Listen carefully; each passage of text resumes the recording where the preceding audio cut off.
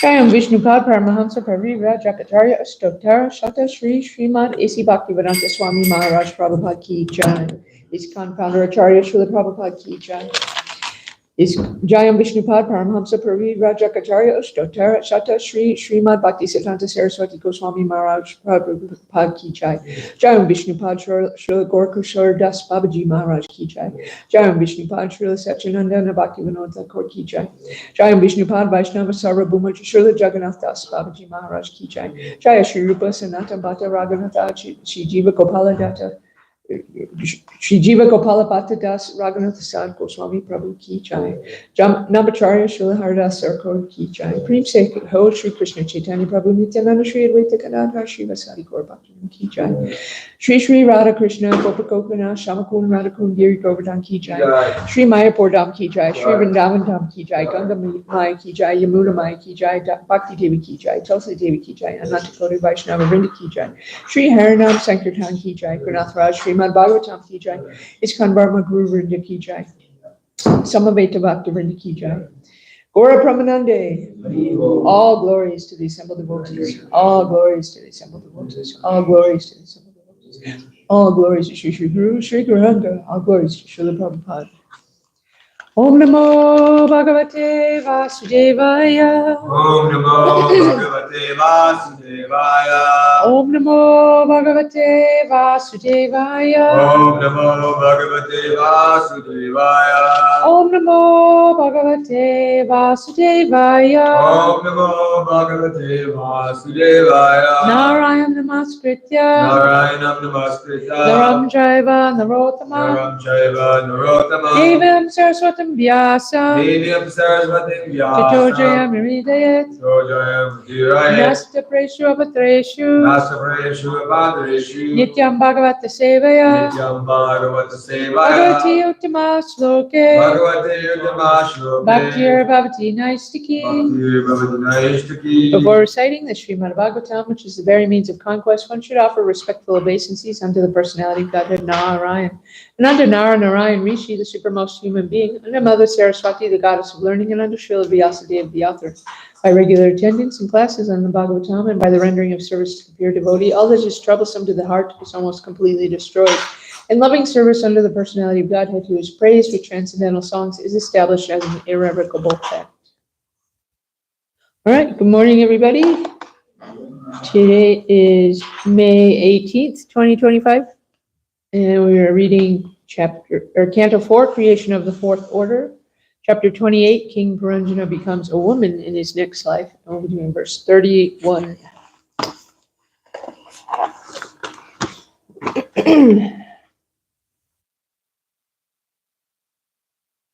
Ekaikasya bhavetesham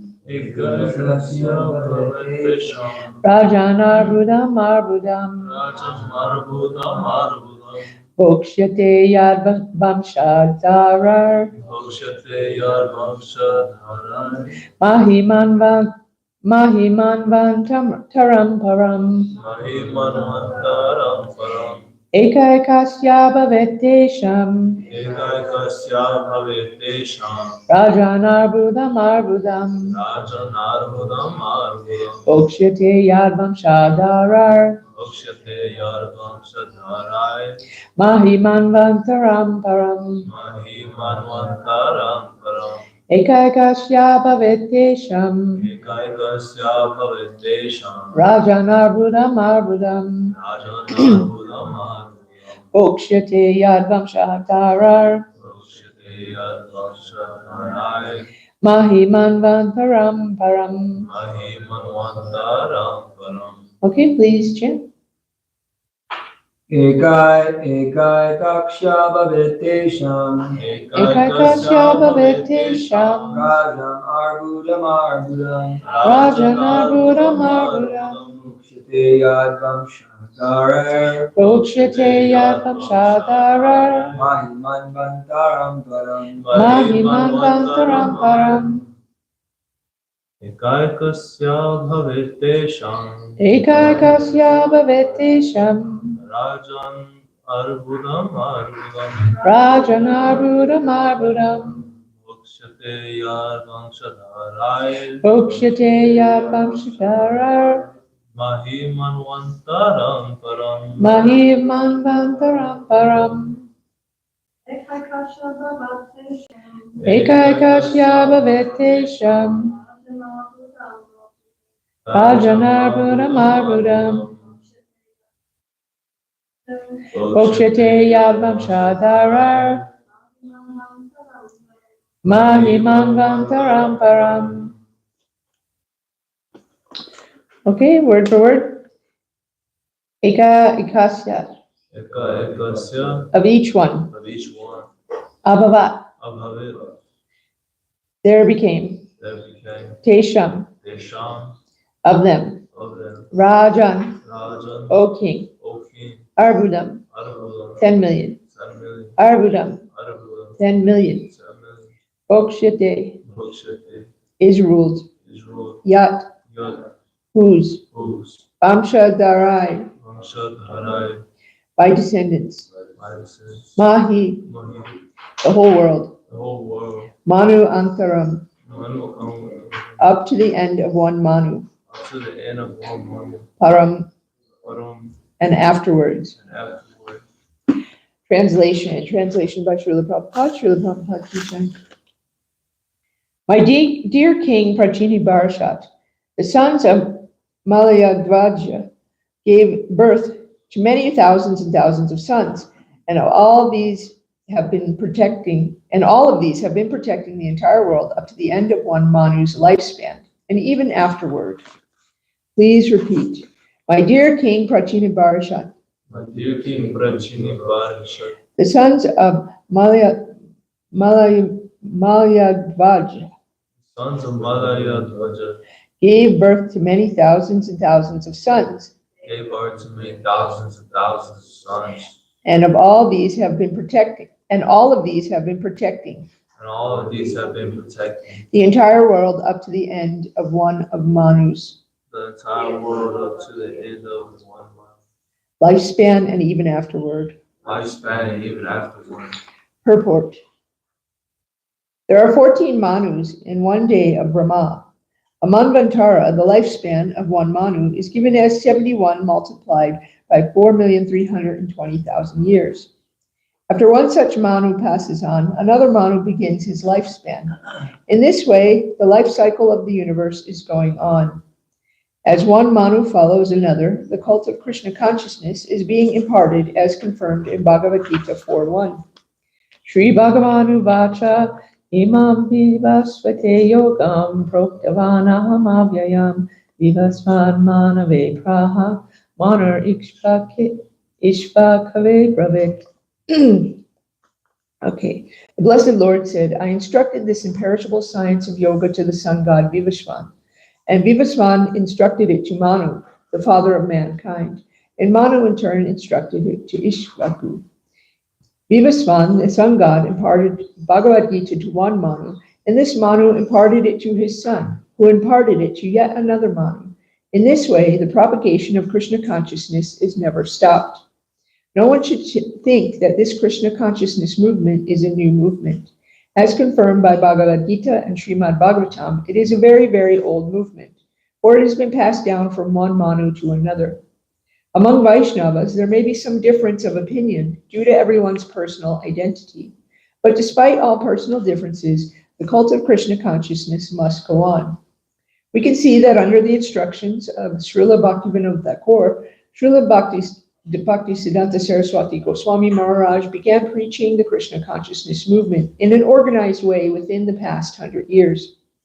Disciples of Srila Bhaktisiddhanta Saraswati Goswami Maharaj are all God brothers, and although there are some differences of opinion, and although we are not acting conjointly, every one of us is spreading this Krishna consciousness movement according to his own capacity, and producing many disciples to spread it all over the world. As far as we are concerned, we have already started the International Society for Krishna Consciousness. And many thousands of European and Americans have joined this movement. Indeed, it is spreading like wildfire. The cult of Krishna consciousness, based on the 9 principles of devotional service, Shravanam, Kirtanam, Vishnu Smaranam, Padasevanam, Archanam, Bandham, Dasyam, Sakyam, Atma Nivedam, will never be stopped. It will go on without distinction of caste, creed, color, or country. No one can check it. The word okshate is very important in this verse.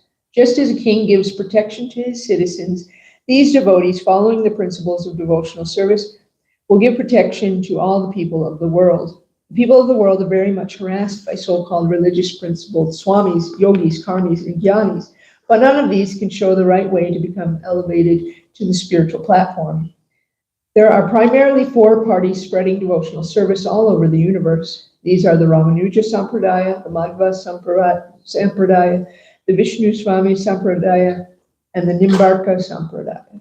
Madhva Gaudiya Sampradaya in particular comes from Lord Chaitanya Mahaprabhu.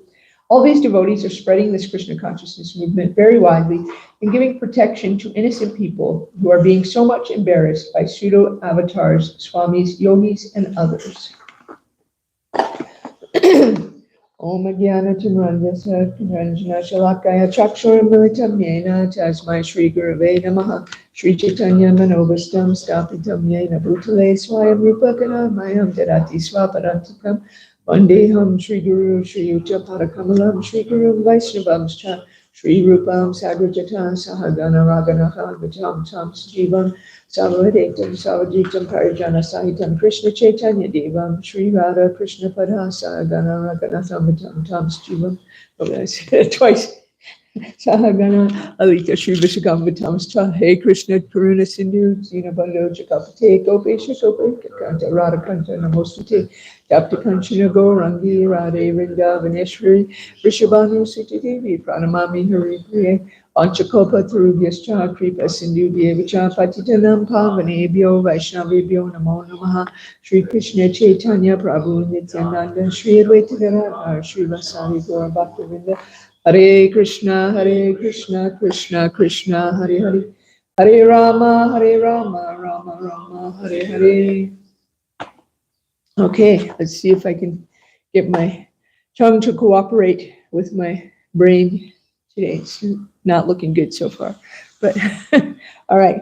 So in this verse, we're continuing in the story of King Puranjana, although he has now left his body and then been reborn as Princess Vaidarbhi, and she has married King Malyadvaja, and they have many sons, and these sons were protecting the world.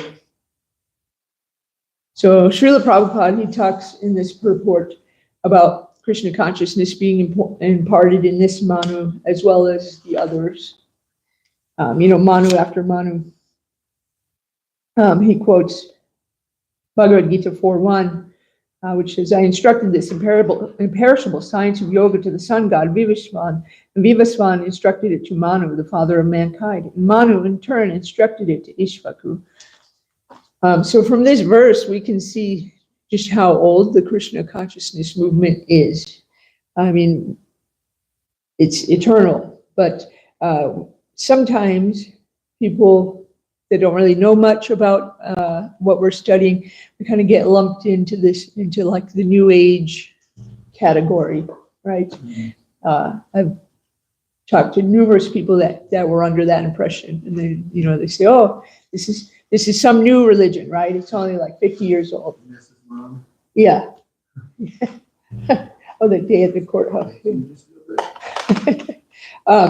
Yeah, and so a lot of people are under this impression that, you know, this is something that's only 50 years old, and that basically, yeah, like you said, that we're just doing this to feel good, you know, we're just, you know, we've got crystals and we're, you know, running around chanting basically, you know, for fun.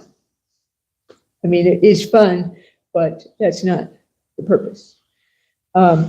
So, but we can see actually from this verse that the Krishna consciousness movement is eternal. It's so old.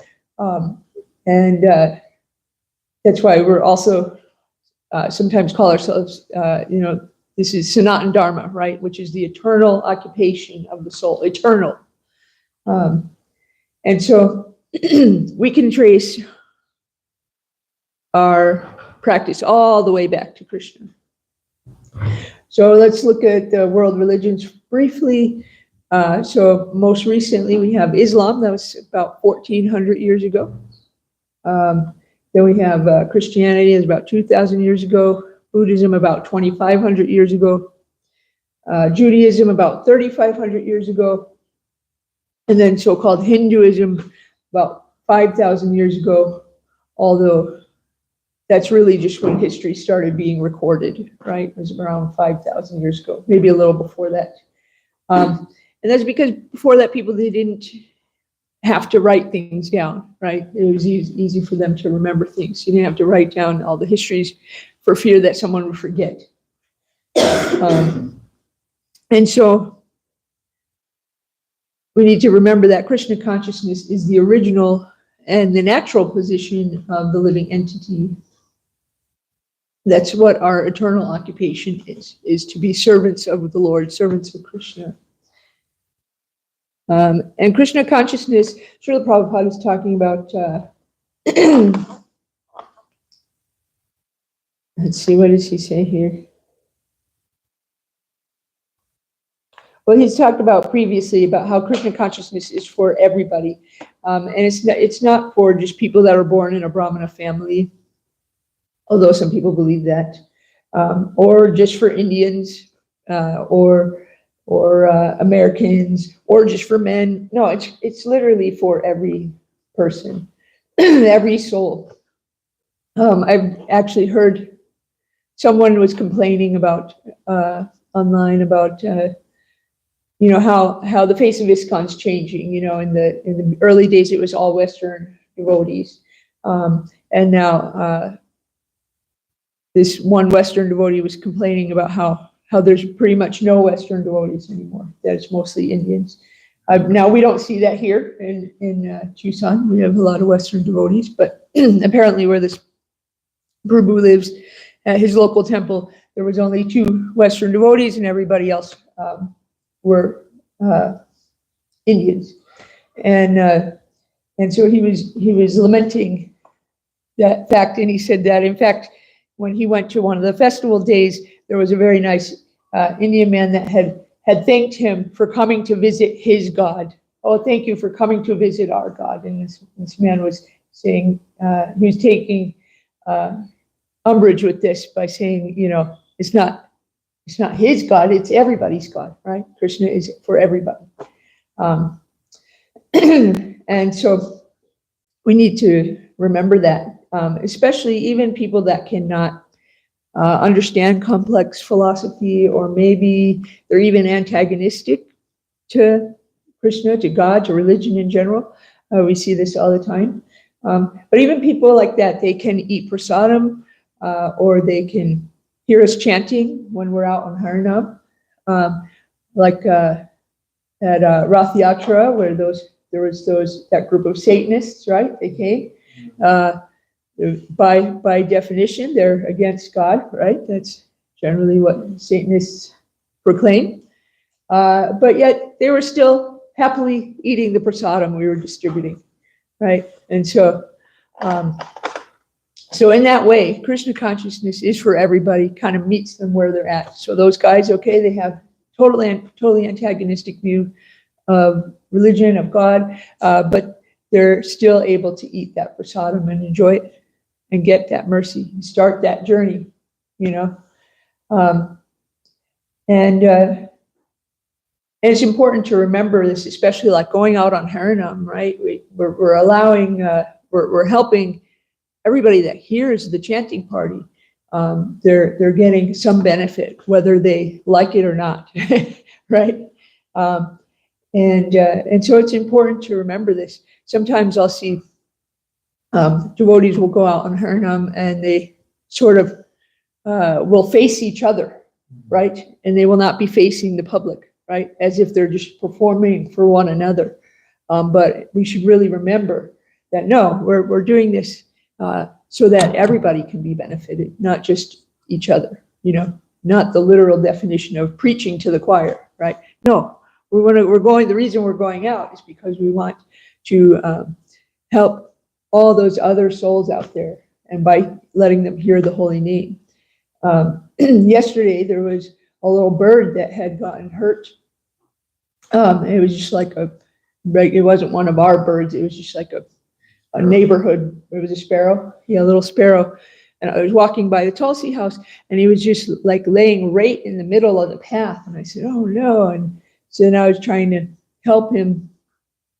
And I tried to pick him up and at least like move him out of the path so he didn't get stepped on. But then he like flew away and then like flew into the Tulsi house and then fell down right over there. And so he was obviously hurt and ready to leave his body. And I didn't know what to do. I'm not a veterinarian. I don't know how to fix a bird.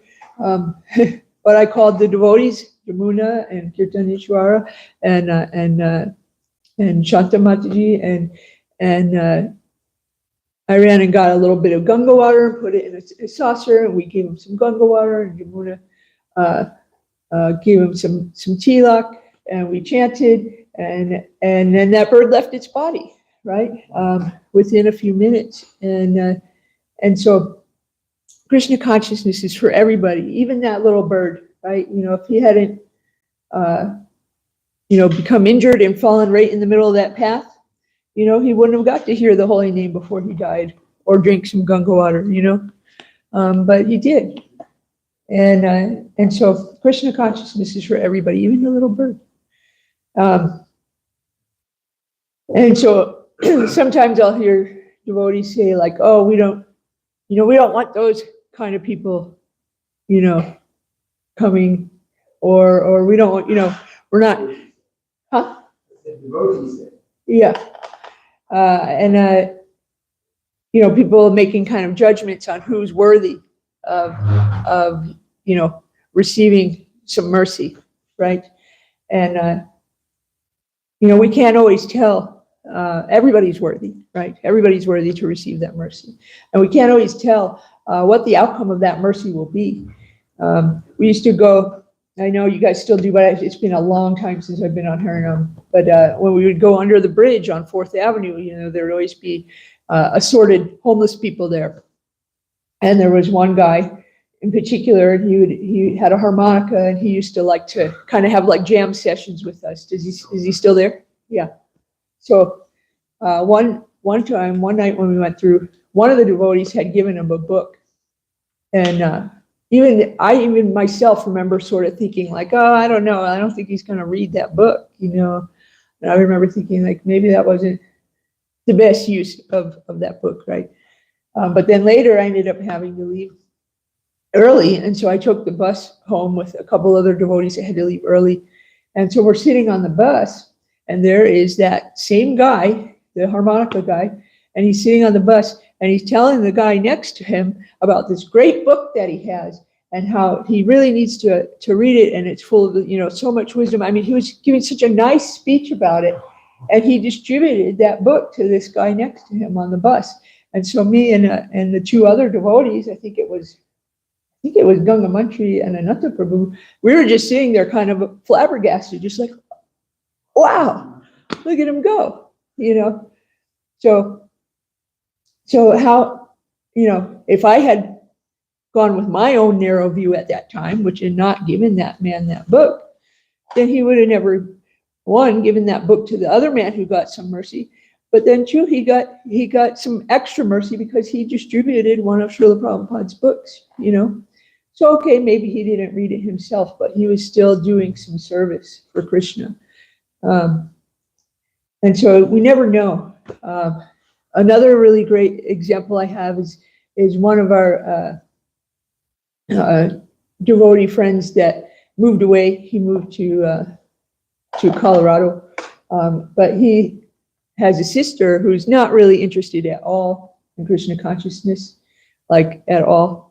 But he kind of tricks her into doing devotional service. Now, how does he do this? He carries, various books in his car, and then he'll drive around like with his sister. He'll have his sister in the car. Maybe they're going somewhere else, and he'll drive past one of those free little libraries, and he'll hand her the book, and he'll be like, "Go put this in that free little library." And so she'll be like, "Okay, whatever." She runs out and she does that. And I've seen him do this with her multiple times, and he always kind of like giggles and says, "She doesn't even know. She doesn't even know that she's doing devotional service. She just thinks I'm like, having her do a chore." Another example of this is our very own Joe, right? Joe, he's done so much devotional service, but isn't so interested in the philosophy or anything. He's quite funny, and so somebody might think, oh, why bother with this guy? You're like, he's not a devotee. He's not, he's not chanting. He's not coming to the programs, but still, he's engaged pretty much every single day in doing devotional service. And then every single day, he also gets like the maha to eat for dinner. So we can thank Mother Sundamani for that. She's always making sure he gets that, right? And so in that way, Joe's doing that devotional service. He's serving Krishna, whether he wants to or not, right? And so it's very important to remember that Krishna consciousness is for everybody. We know that great story of when Lord Ram is building the bridge to Lanka, right? And there's the spider, chipmunk, squirrel, and the little spiders taking little grains of sand to help build the bridge, and Hanuman kind of shoos them out of the way, like, "Hey, get out of here! Like, I'm a big guy. I'm moving these big boulders, and you're just moving these grains of sand." And Lord Ram says, "No, he's also serving. He's also serving." The Lord recognizes that little bit of service, whatever you're capable of doing. So whether it's that little grain of sand or a big giant boulder, the Lord recognizes that. So Srila Prabhupada also says here in the purport, where is it?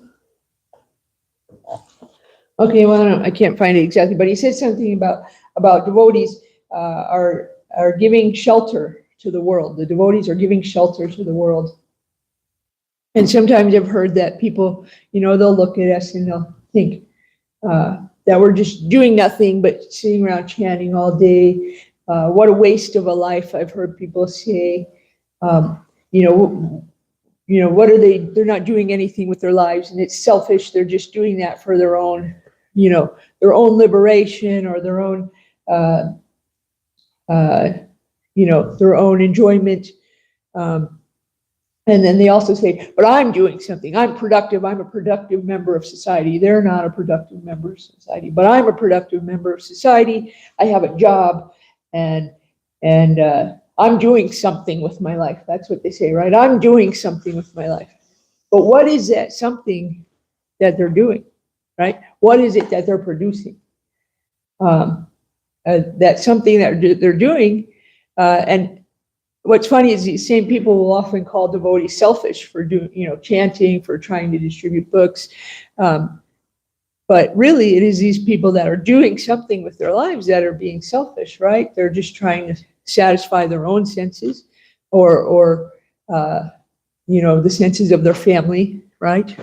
And in that way, they're really not doing that. That something that they're doing with their life is actually not very much, right? They're earning some money to gratify their senses. It's not It's not changing their position. It's not getting them out of the material world and into the spiritual world, right? And they've been doing this for billions of lifetimes. And so, really, it's the devotees that are, like Srila Prabhupada said, is giving shelter to the world and trying to help everybody get out. You know, like the building is on fire, and we're saying the door is over there. You know, that's what we're telling everybody. The door is over there. Just get out, right? But the people that are doing something with their life, well, they're just like dancing around and the building's on fire. And they're just like, whoa, yes, isn't that fire beautiful? You know, meanwhile, everything's burning up. So Srila Prabhupada also talks about differences of opinion, right? That there's differences of opinion. He talked a little bit about how him and his god brothers, there was some differences of opinion. They weren't even necessarily working together, but in their own ways, they were trying to spread Krishna consciousness, and they were being successful at that. And we could see this within ISKCON today, right? That there's differences of opinion. In particular, like the hot issue, right, is the women Diksha Guru issue. Now, I'm not going to get into that issue, but we all know it's a very divisive issue, right? People are so aggravated and aggrieved by this issue that they're leaving ISKCON, or they're threatening to make a schism, right? ISKCON India is threatening to just leave ISKCON altogether over this issue. But we can't let this happen, because we have to understand that we're all trying to spread Krishna consciousness in the way that we're able, right? There's that one devotee said, Srila Prabhupada built a house the whole world can live in, but we don't need to all live in the same room, right? Because Srila Prabhupada, he espoused the concept of unity and diversity. And we know that Krishna likes variety, or else there wouldn't be so many varieties of things, right? And we'd all be the same, and it'd be really boring, right? It'd be pretty boring if we were all the same. And so we just need to work together in Krishna consciousness and not get stuck on these divisive issues.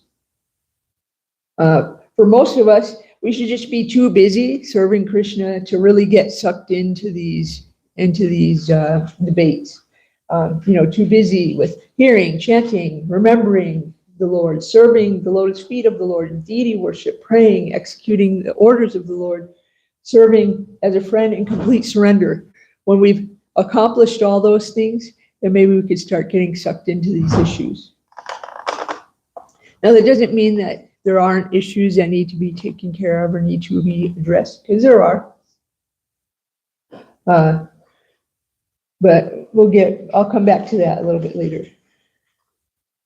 So Srila Prabhupada also says that people are harassed by so-called spiritual people because they cannot bring one to the spiritual platform. They're cheaters. They can even take you further towards destruction, right? And so in the story of Jadabhart, he's he was a great king, and then he became a sage, and he was meditating in the forest. Then he got distracted by the deer, and then he died thinking of the deer. He became a deer in his next life, but he could remember that, and so he was determined to not let that happen again. So then when he left his deer body, he was born in the body of Jadabhart. And so he pretended to be, just kind of this slow, dumb guy. And this was because he didn't want to risk the chance of becoming derailed from his spiritual life again, right? And so at one point, he gets picked up by the people of King Rahugran. What is it? Rahugana. Rahugana. So he gets picked up by his people and kind of pressed into service as a palanquin carrier. And at some point, he's carrying the palanquin and he's kind of like weaving all over the place because he's trying to avoid stepping on the ants. And the king, naturally becomes irritated by this and is like, hey, what is going on? And Jadabharat, he starts basically just preaching all this wonderful philosophy to him.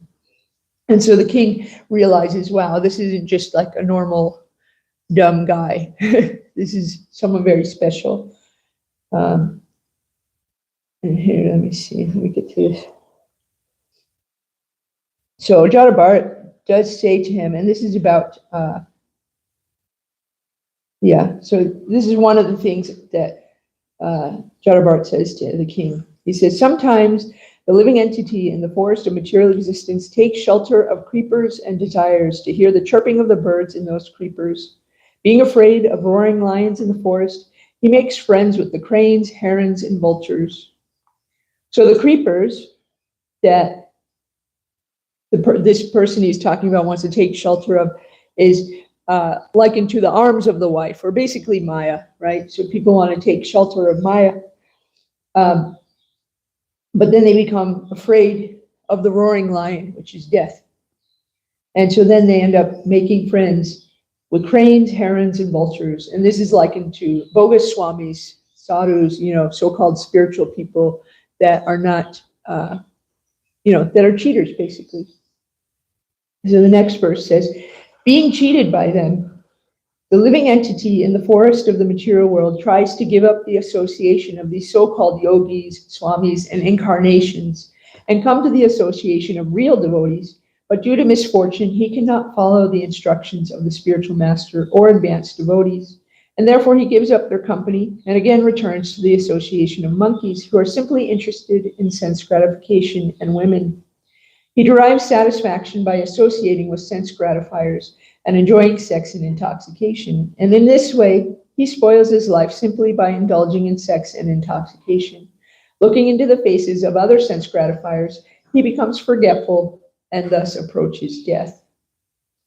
All right, so we can see kind of the danger of associating with these so-called spiritual people, right? And we see so many of them here. They're not just, like swamis and sadhus, but we see so many. You just turn on the TV on a Sunday and you see so many of these mega church preachers, right? These Christian mega church preachers. And there was one, was it you that was telling me there was one that had the private jet? And I don't think it was you, it might have been Kenneth Copeland. Yeah, and he had to take the private jet because he couldn't. Why? Do you remember why he couldn't? Because he didn't want to see he didn't want to see anything disturb his consciousness, although I'm pretty sure his consciousness was. Yeah. Might have been trying to protect the people on the jet were likely. Yeah. Yeah, he was just disturbed by basically being with the common people, right?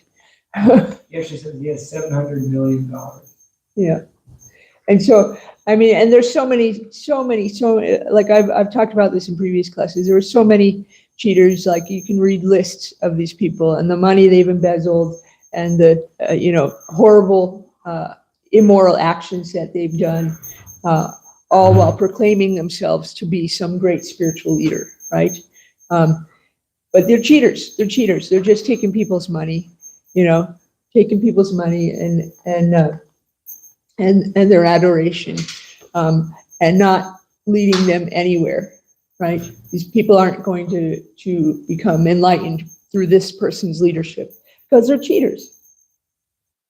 So Jadabharat, he's even able to say to the king, he's even able to call the king a fool and say what the king thinks is ludicrous. This is a little bit earlier in that chapter, but this is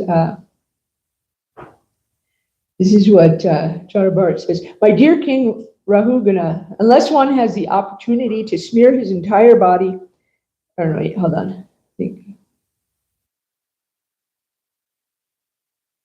this is, yeah, here we go. This is a different one, sorry. It is a fact, however, that these innocent people carrying your palanquin without payment are certainly suffering due to this injustice. Their condition is very lamentable because you have forcibly engaged them in carrying your palanquin. This proves that you are cruel and unkind. Yet due to false prestige, you were thinking that you were protecting the citizens.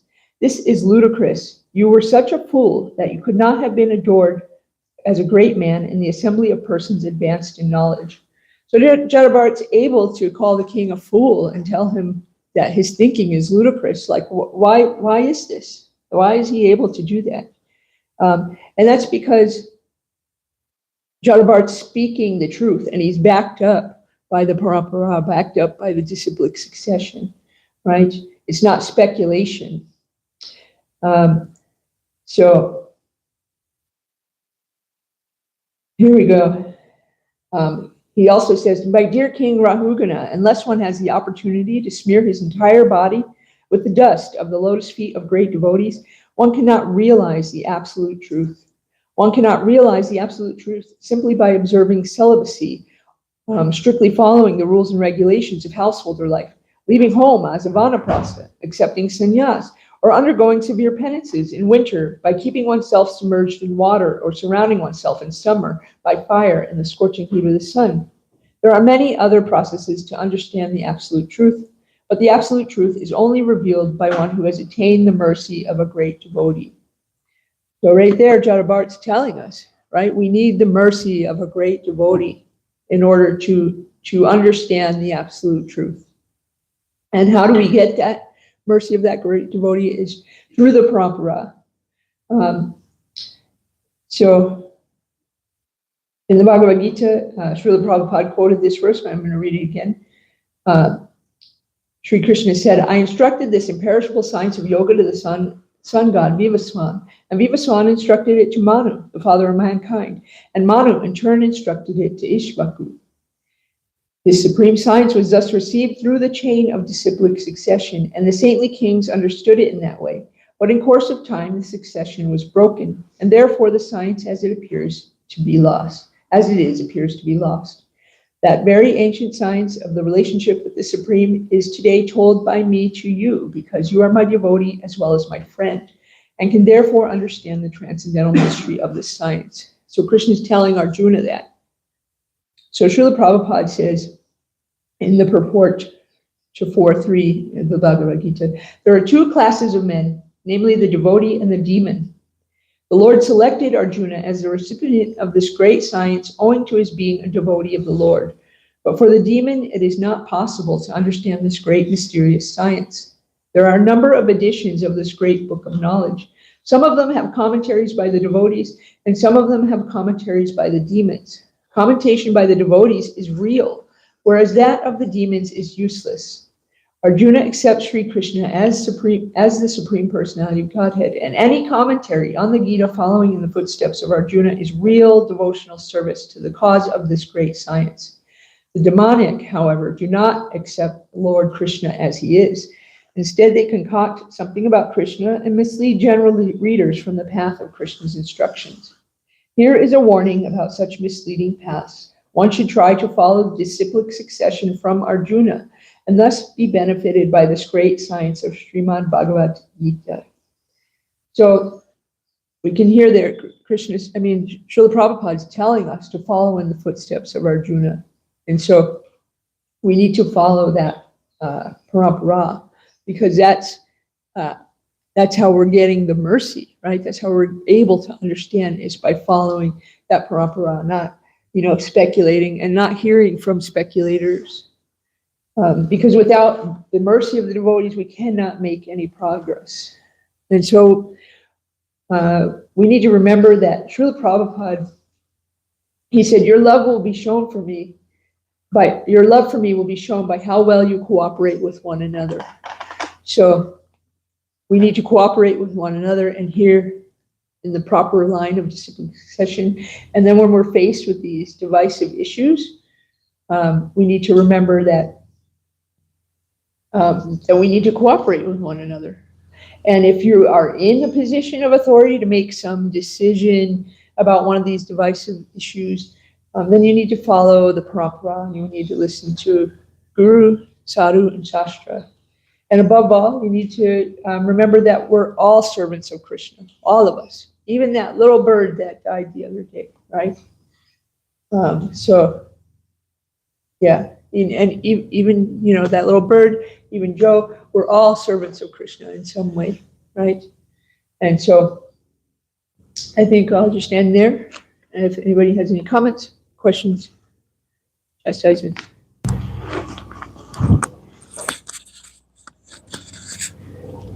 This is probably getting off the subject just a little bit, I think, but it's quite humorous.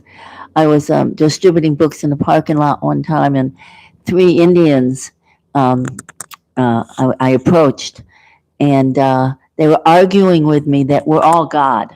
We're all God. So I said, well, do me a favor. Open your mouth. Let me see the universal form.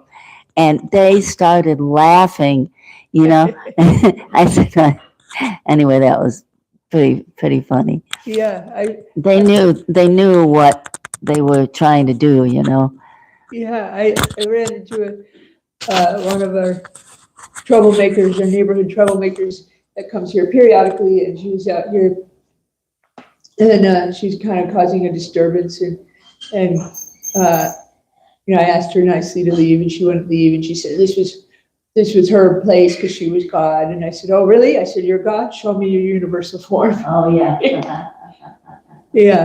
Yeah. So yeah, that's proof. Today's purport. Prabhupada's really, she's talking about the parampara from a very long lens. Uh-huh. You know, the Yogam Vivaspate Yogam. And then also he talks about there's 4 sampradayas. Mhm. And he talks about the Gaudiya Math, how they're all preaching in their own way. It almost seems to be an invitation to, you know, do what you wish to do. In other words, ISKCON isn't the only game in town. It's like, okay, so here it is. So what do you say to that? Well, I mean, I think that it's more important to just look at the fact that we're all serving Krishna, right? To me, it didn't sound like, oh, it's okay to do what you do because, you know, I'm an initiated devotee. I have a specific parampara, which includes the instructions of Srila Prabhupada as well as my own guru. And so that's what I follow. That doesn't mean that I hold the other other people's views in contempt, you know, other devotees, other Vaishnava groups. But we all need to see each other as spirit souls that are serving Krishna. But yeah, it's not about just kind of doing whatever you want. That's not going to work, right? You're not going to just follow whatever directions. You have to pick one of those and then stick with it and follow those directions. Otherwise, I mean, you're just kind of going to end up mixing and matching and speculating your way into a dark corner somewhere. Right. So, Also, it seems to me it's a reminder you can't be sectarian. so what? You can't be sectarian. Yeah. You know, Krishna is very big. Yeah. And therefore he's given so many different sampradayas, and even people in the Gaudiya Math, they're in the parampara too, if they're following, as you said. Yeah. So there's different lessons there. Yeah. Thanks. Yeah, and even Srila Prabhupada, when he first came here to preach, he was encouraging people, you know, to basically do their own religion properly, right? You know, he's encouraging the Christians, you know, if you're gonna do that, to be a good Christian and follow what teachings are, because most people were not and still are not, right? And so we're all servants of God. We're all servants of Krishna. But we have to actually be sincere and actually be doing it properly in the way that we're taught. And in our case, we're following the disciplic succession. Does that mean that you know, Christians are going to end up in the same place that we are, not necessarily. But ultimately, if they follow that path to the best of their ability, then they'll be given an opportunity to become closer and closer to Krishna by meeting other devotees of Krishna and being able to follow that path at some point. Now it might be in their next life. We don't know. But does that make sense? Yeah, Yeah. I mean, Christ has his own planet, Mhm. right? So, because he's the Son of God, he's a pure devotee, when they go, eventually he's going to train them up. Yeah. Absolutely. it's in the Bhagavatam, the planet of the Messiahs, Satyalok, Brahmalok, basically. I was on a morning walk in Miami, and at the end of the walk, this devotee, Radha Gopinath, there was one of these out of the blue questions, just as Prabhupada was getting in the car to go back. And so Radha Gopinath said, Srila Prabhupada, in the Bible, Christ says, I am the Alpha and the Omega. Does this mean Christ is a pastime of Lord Brahma? And then, as Prabhupada was getting in the car, only Shuddha Kirti was close enough to hear what Prabhupada replied. He was closing the door. And then Shuddha Kirti went back in the car where we were, and we were all like, what did Prabhupada say? And Shuddha Kirti just grinned and he said, Prabhupada just said, why not? Why not? Anything's possible. Yeah. Well, and we know that Jesus, or at least from my perspective, it seems pretty clear that Jesus was preaching God consciousness. So, and that's what this is all about, right? Being conscious of God, being conscious of Krishna in everything that we do, right? So. Another thing, when Prabhupada first came, he wasn't even thinking to start a new organization. Mm-hmm. He was just trying to revive the Gaudiya Math. But because his godbrothers wouldn't respond, he was forced by their non-cooperation to start a new branch. Yeah. Which is the same parampara, but it's just a new branch, that's all. Yeah. And so that's why, it's important to realize that, devotees are often trying in the best way that they know how to spread Krishna consciousness. Yeah. And so although we may not agree on everything, that's okay. There's variety for a reason. And as long as they're in some way helping people to get closer to Krishna, then that's good. So. Prabhupada say, because in his town, we all live in the same house. He said, if you don't get along with your godbrothers, you have difference of opinion, don't leave the house. Just go to a different part of the house, go to a different room or something like that, but don't leave the house. Yeah, I think I said that earlier. Srila Prabhupada made a house we can all live in, but we don't have to all live in the same room. Right? Yeah. So, all right. So we'll end there. Srimad Bhagavatam ki jai.